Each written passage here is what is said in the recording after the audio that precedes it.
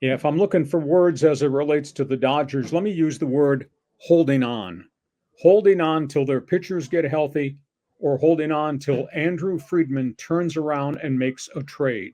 Is there going to be a trade for another bat like Luis Robert of the White Sox? Is there going to be a trade for a shortstop because they're not going to have Mookie Betts back for a while? Or is there going to be a trade for an arm because they've had these setbacks, obviously? Kershaw shut down again. The setback with Walker Bueller, the fact that Dustin May is still a ways away, and they still seem to be a little bit shaky, a little bit wafer thin as it relates to the bullpen.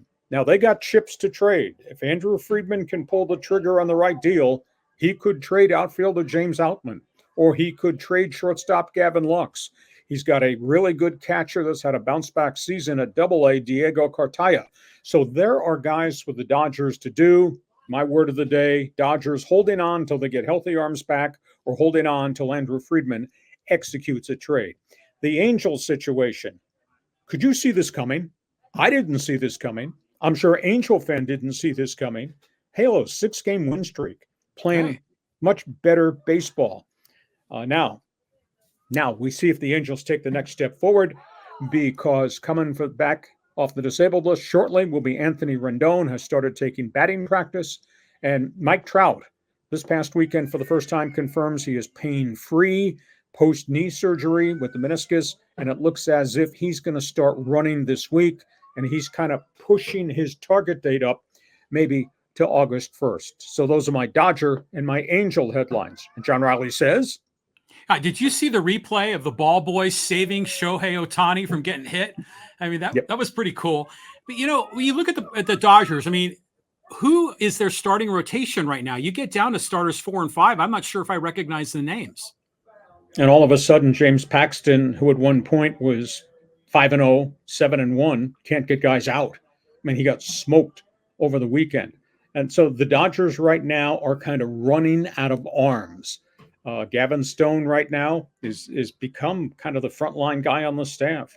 I don't really know where Bobby Miller is at this point, because a couple of innings he's pitched after coming off this long stay on the disabled list, he got banged around and he wasn't throwing a lot of strikes, etc.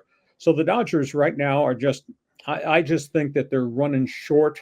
So the question is, will Andrew Friedman pull the trigger on a deal well before the deadline, or do they just wait to hope that they can get Kershaw back and Bueller back? But those two guys have now both had setbacks, and so their stay on the DL is probably going to be extended.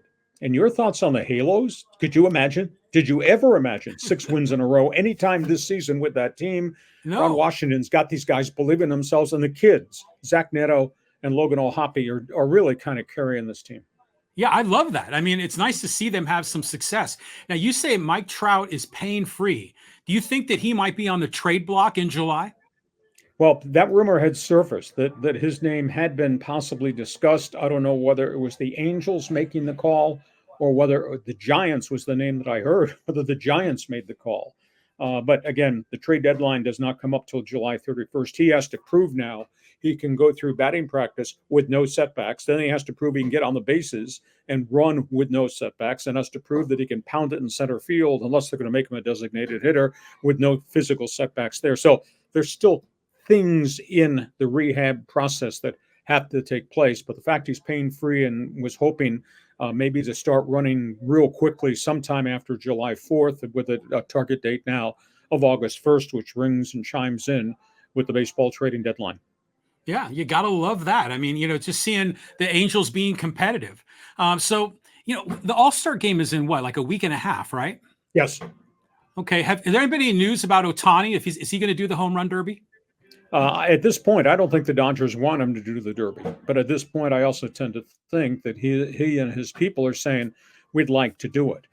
They've re-rigged, reworked, rechanged the home run derby deliveries, that the guys are going to only have a max number of 40 pitches. The guys are going to be able to step out of the box, take a breath, because they were concerned, the players have been the last 2 years, that so many pitches are being thrown and these guys are swinging at full force that they're going to wear themselves out. They could have an oblique injury. They could do something to a rib cage for an exhibition.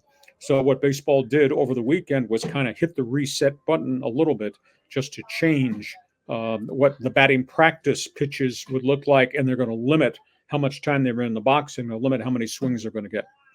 I mean, to me, the home run derby is better than the All-Star game itself. Well, what Sure. do you think? Well, I like it. And I experienced it when the All-Star game came to San Diego. I sat down in left field seats right on the foul line. I was watching, at that point, Giancarlo Stanton of the Miami Marlins hit home run after home run after home run.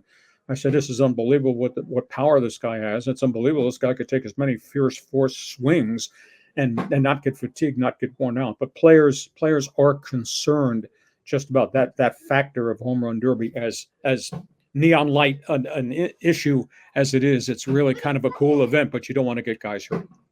Yeah, exactly. So good time. It's July. It's heating up, and this is a great time for baseball.